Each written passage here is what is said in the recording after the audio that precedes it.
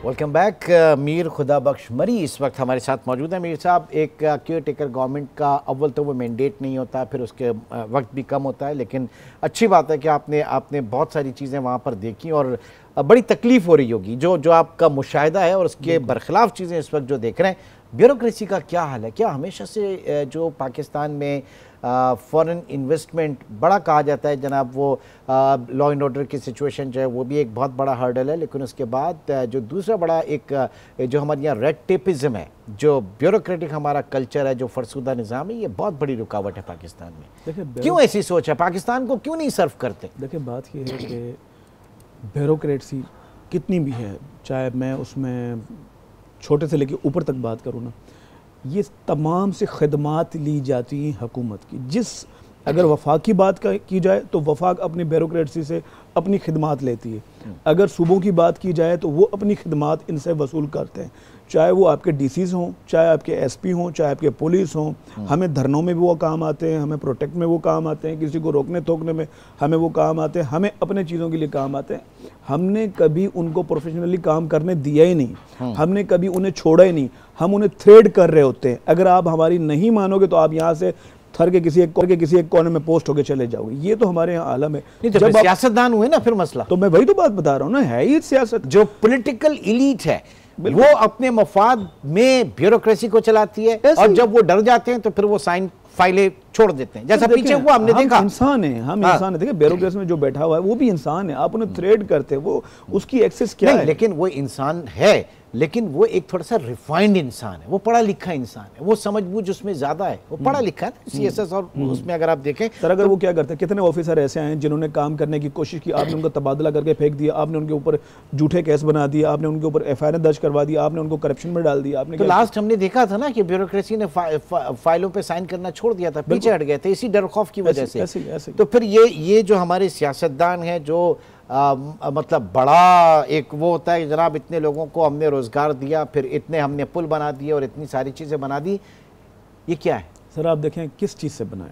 मैं आपसे पूछूं, इस वक्त आपने एक बात की थी कि मुल्क की मईशत की बात की थी।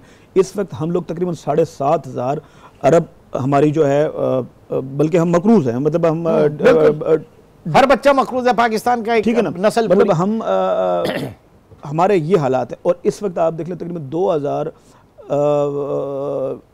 बिलियन से ज़्यादा का जो है आपके गवर्नमेंट के एक्सपेंसेस है। और आप मज़ीद अगर आप प्रोजेक्ट लॉन्च करते हैं या रोड या रास्ते बनाते हैं, आप उनके अंदर भी देखें तो कॉन्ट्रैक्ट पे आपने क्या किया हुआ, उसमें भी आपके कॉन्ट्रैक्टर मौजूद हैं। आप स्कूल बनाते हैं, कॉन्ट्रैक्टर मौजूद हैं, आपके रोड देखते हैं, आप कॉन्ट्रैक्टर मौजूद है। ले दे के बड़े बड़े प्रोजेक्ट, आप मुझे बताएं कभी किसी न्यूट्रल बंदे को मिला सिवाय 4, 5, 6 जो बड़ी कंपनीज़ हैं, और उन कंपनीज़ के किस किस से ताल्लुकात हैं आप भी अच्छी तरह जानते हैं, मैं भी अच्छी तरह जानता हूँ। और वो पैसा अल्टरनेट कहाँ जाके पहुँचता है?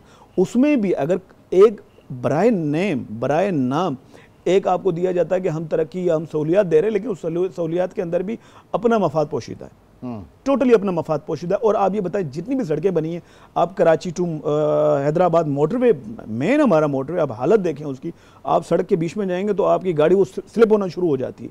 ये तो आपका हाल है। नहीं तो ऐसे में हम नौजवान नस्ल को कहाँ देख रहे हैं पाकिस्तान की? उन्होंने अपने आप को थोड़ा सा डिस्टेंस कर लिया है, लेकिन ये भी है कि जनाब वो शऊर के नाम पर गुमराह भी हुए, लेकिन ये जो ऑनलाइन अर्निंग और ये जो एंगेजमेंट्स हैं, कम अज़ कम उनमें अपने दमखम के ऊपर खड़े होकर वो हुकूमत से क्लेम नहीं कर रहे। ये और बात कि जनाब आप हुकूमत उनको आप VPN के चक्कर में और फायरवॉल के चक्कर में जो है वो कमाने भी नहीं दे रही है, उधर भी मसाइल है। सर ये भी नौजवानों की अपनी हिम्मत है। आप यूरोप चले जाएं, आप दूसरे ममालिक चले जाएं, वो अपने नौजवानों को प्रोटेक्ट करते हैं, सपोर्ट करते हैं, और उनकी यूथ तभी आगे निकलती है। हमारे यहाँ कोई सपोर्ट नहीं है गवर्नमेंट की तरफ से, यूथ को 0/0 सपोर्ट है।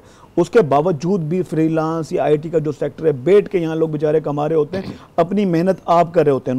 नौजवानों को हमेशा डाइवर्ट किया गया, पोलिटिकली मफाद के लिए इस्तेमाल किया गया। उनको एजुकेशन में आप देखें, आपने एजुकेशन इतनी महंगी कर दी है, वो बेचारा कहाँ जाएगा? लेकिन वो फिर भी मेहनत करता है, गवर्नमेंट स्कूलों में, कॉलेजों में, यूनिवर्सिटी यूनिवर्सिटियाँ, डिग्री हासिल करता है, अपनी मेहनत अपने हाथ तक पढ़ता है और थोड़ी बहुत चीज़ें। मनी साहब, मैं तो बड़ा एक ऑप्टिमिस्टिक अप्रोच के साथ प्रोग्राम करने के मूड में था, आपने तो बड़ा मुझे मायूस कुन सूरत हाल बता रहे हैं आप मुझे। देखिए, कोई तो मतलब टनल के दूसरी तरफ कोई तो रोशनी होगी। टनल के एक है, टनल के क्या रोशनी है? मुझे सुबह किसी ने एक पूछा था सवाल, तो मैंने उसको एक जवाब दिया था। देखें, हमारे मुल्क में अगर आप चाहते हैं बेरोजगारी खत्म हो, अगर आप चाहते हैं कि दहशतगर्दी खत्म हो, आप चाहते हैं मायूसी खत्म हो, आप चाहते हैं आपस के झगड़े खत्म है, तो आपको एक काम करना पड़ेगा। 3 बंदों को या 4 बंदों को एक सीट पर बिठाना होगा, मौलाना, जरदारी, इमरान। इनको कहें, इमरान साहब कह दें कि मुझ में मियाँ साहब ने, जरदारी साहब में, और मुझ में, इमरान में, जरदारी, कोई फ़र्क नहीं, तमाम पार्टीज़ की वो ख़त्म किया जाए, तमाम के परचम ख़त्म किए जाए, एक झंडा पकड़ें पाकिस्तान का। खुदा की कसम, आप ऊपर नफरत खत्म करें कि ये सोच सब में आ जाए। अगर आप ऊपर नफरतें ख़त्म करेंगे, नीचे खुद ब खुद नफरतें ख़त्म हो जाएंगी, जंगें ख़त्म हो जाएंगी, बेरोज़गारी ख़त्म हो जाएगा, सारा सिलसिला ख़त्म हो जाएगा। इस वक्त आपको क्या लगता है, ये जो हुकूमत की जंगें लड़ते हैं, ये 6-6 महीने 8-8 महीने पहले इलेक्शन की तैयारी करते हैं, ये क्या आपकी और मेरी खिदमत के लिए अपनी रातों को नींदें हराम करते हैं? ऐसा कैसा? एग्जैक्टली, मैं तो यही कह रहा हूँ, ये 3-4 जो नाम लिए, तो ये खुद सोचे ना, ये खुद सोचें कि किसको किस तरीके से सर्व करना है, पाकिस्तान को, रियासत को आगे कैसे लेके चलना है।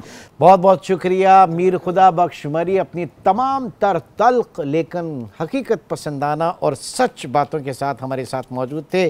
तल्ख हकीकत ज़रूर है, लेकिन कोई ना कोई वे आउट भी होना चाहिए, आगे बढ़ने का कोई ना कोई रास्ता ज़रूर होगा।